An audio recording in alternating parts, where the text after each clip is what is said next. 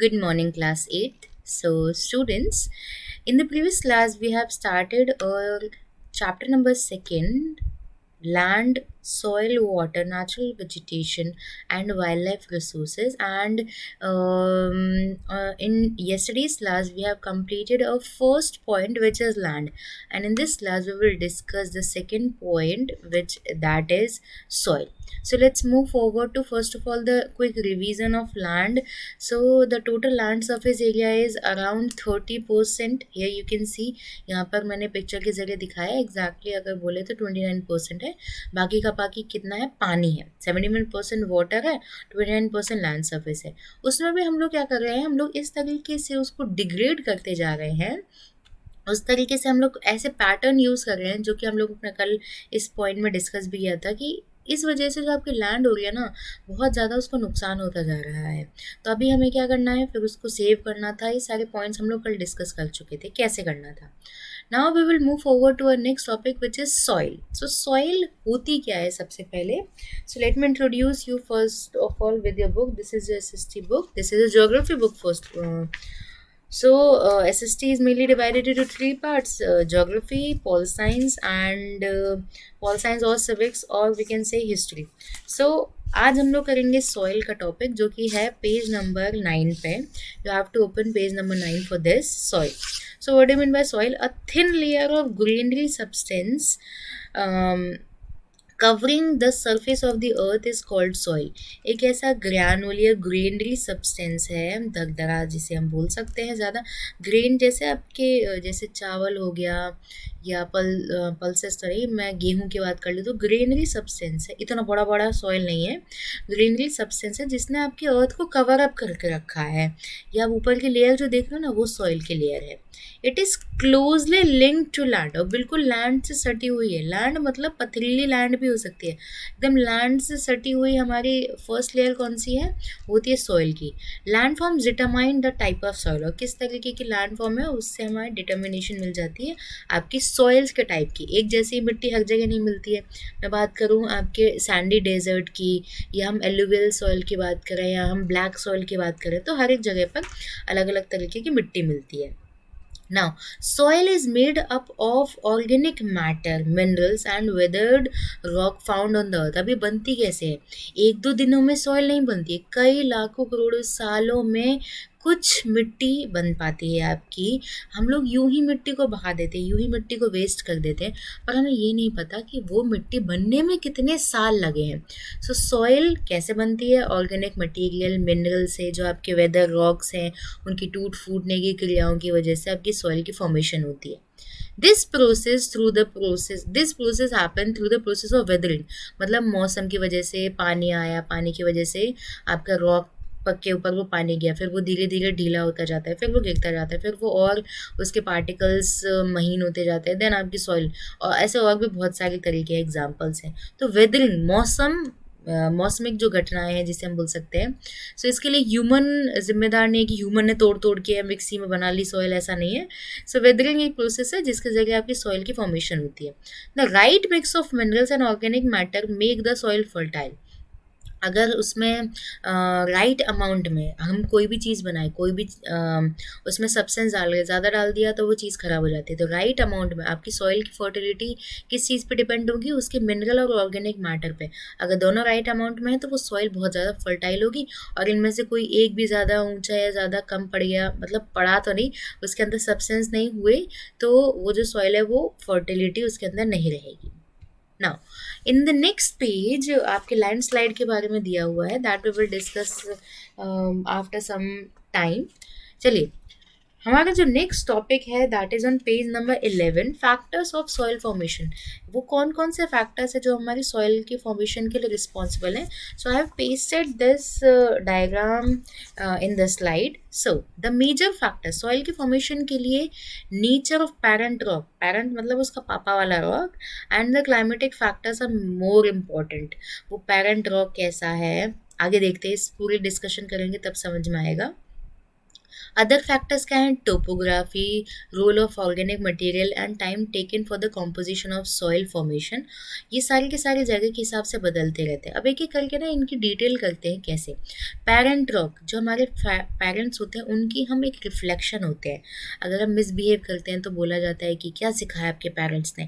Parents कभी भी गलत नहीं सिखाते हैं, पेरेंट्स हमेशा सही सिखाते हैं, बट हम उसे अपनी लाइफ में कैसे इनकॉर्पोरेट करते हैं वो हम पर डिपेंड करता है। तो पेरेंट रॉक कैसा है, जिस सॉइल की फॉर्मेशन हुई है उसके पेरेंट रॉक कैसा था, कैसे उसका डिटरमाइन, मतलब वो क्या बताता है, उसका कलर। अगर आपका कलर ब्लैक है तो आपका पेरेंट रॉक कैसा होगा, क्या बताएगा। टेक्सचर, सॉइल का टेक्सचर किस पर डिपेंड करता है, पेरेंट रॉक पे। Chemical properties, mineral content and permeability, ये सारी पेरेंट रॉक पे डिपेंड करती है। सो इसके ज़रिए हम देखते हैं नेक्स्ट पॉइंट, रिलीफ। रिलीफ का मतलब है वो किस ऊंचाई पर मिट्टी आपकी मिल रही है, एल्टीट्यूड, स्लोप कैसा है, उस हिसाब से आपकी मिट्टी अलग से मिलेगी। Determine accumulation of soil. Flora and fauna and microorganisms affect the rate of humus formation in the soil. Climate वहाँ का कैसा है, टेम्परेचर कितना ज़्यादा है। जैसा कि मैं बात करूँ एलुवियल सॉइल की तो टेम्परेचर वहाँ पे कम, और वहीं मैं डेजर्ट सैंडी सॉइल की बात करूँ वहाँ टेम्परेचर बहुत ज़्यादा। Rainfall influence the rate of weathering and humus formation. उसके अंदर ह्यूमस फॉर्मेशन कितनी होगी वो सब, ये सारी चीज़ें डिसाइड करेंगी।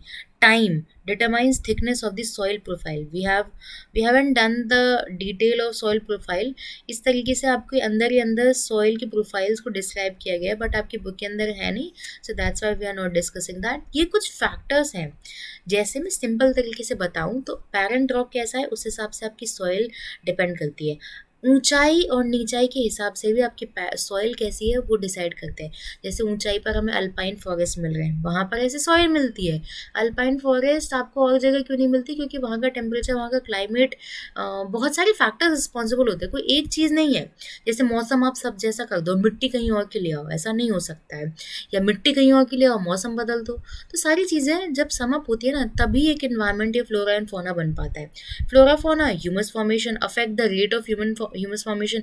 ह्यूमस फॉर्मेशन कैसा, कौन सा फैक्टर उसको रिस्पॉन्सिबल कर रहा है या उसके लिए जिम्मेदार है, टेम्परेचर और रेनफॉल जिम्मेदार है। टाइम, सॉइल की थिक प्रोफाइल दिखाती है, थिकनेस ऑफ सॉइल प्रोफाइल, ये हमारी बुक के अंदर है, that's why we are not discussing that. अब हम देखते हैं डिग्रेडेशन। अब वही बात है, हर जगह डिग्रेड तो होती ही है सॉइल। यहाँ पर हम डिग्रेडेशन पे इसलिए पहुँच रहे हैं क्योंकि हमें पूरा का पूरा पॉइंट को कवर अप करना होता है। पहले हम उसके बारे में डिटेल पढ़ते हैं, फिर उसके बाद उसकी फॉर्मेशन देखते हैं, फिर उसके बाद हम ये देखते हैं क्या क्या फैक्टर्स है जिस वजह से वो बर्बाद हुई। अब वो वाले फैक्टर्स हम लोग देखते हैं कि कैसे बर्बाद हुई हो, कैसे उसे बचाया जा सकता है। सो नीचे कुछ पॉइंट्स हैं जो कि आपको बताएंगे। Measures soil erosion and depletion are the major threats. सबसे बड़े मेजर थ्रेड्स कौन से हैं, डर कौन सा है, सॉइल इरोजन, मिट्टी का बह जाना, कट के बह जाना, पानी के साथ बह जाना, उड़ा कर ले जाना। इस वजह से क्या होता है, सॉइल इरोजन और डिप्लीशन, इस वजह से बहुत बड़ा डर है ये आपके सॉइल इरोजन के सामने। तो यहाँ पर हम लोग बोलेंगे, एक मिनट के लिए हम इसको डिलीट करें। Yes, the major threats of the soil as a resource, both human and natural factors can lead to degradation. Wait for a while. To degradation of soil. हम भी जिम्मेदार हैं और कुछ हद तक नेचर भी जिम्मेदार है सॉइल को डिग्रेड करने के लिए। Factors which led to soil degradation are, कौन कौन से फैक्टर है, पेड़ों की कटाई बहुत ज़्यादा हो रही है जिस वजह से जो पेड़ होते हैं वो मिट्टी की जड़ को पकड़े रहते हैं। मिट्टी की जड़ को पकड़े रहेंगे तो पानी आएगा तो भी वो मिट्टी को बहा के नहीं लेके जाएगा। पर हमने क्या किया, डिफॉरेस्टेशन कर दिया। अब मिट्टी किसको पकड़े रहेगी, तो मिट्टी बह के चली जाती है। ओवर ग्रेजिंग हो रही है, overuse of chemical and fertiliser, जिस वजह से आपके जो सॉइल्स है वो फर्टिलिटी खोती जा रही है। रेन वॉश हो रहा है, लैंडस्लाइड्स, पर्टिकुलर एरिया की मिट्टी ही चली जाती है, और बाढ़ या फ्लड की वजह से भी आपकी जो सॉइल्स है वो बहुत ज़्यादा उनका डिग्रेडेशन हो रहा है। तो यहाँ पर हम कुछ ज़रिए हैं जिनसे हम इन सारे के सारे पॉइंट्स को कवर अप करते हुए ऐसे उपायों के बारे में डिस्कशन करेंगे जिससे आपकी सॉइल को बचाया जा सकता है। पहला है mulching. The bare ground between plants is covered with a layer of organic matter like straw. It helps to retain soil moisture. देखिए यहाँ पर हमने कुछ उगाया, यहाँ पे कुछ उगाया, बीच में हमने क्या कर दिया, कुछ ऑर्गेनिक मटेरियल की लेयर लगा दी जिसकी वजह से सॉइल का जो मॉइस्चर है ना वो नहीं इवेपोरेट हो जाएगा या वो ख़राब नहीं हो जाएगा, वो उड़ नहीं जाएगा। तो यहाँ पर हम लोगों ने क्या किया, यूज़ कर लिया इस ब्लैंक वाली एरिया का। इस वजह से इस प्रोसेस को मल्चिंग बोलते हैं।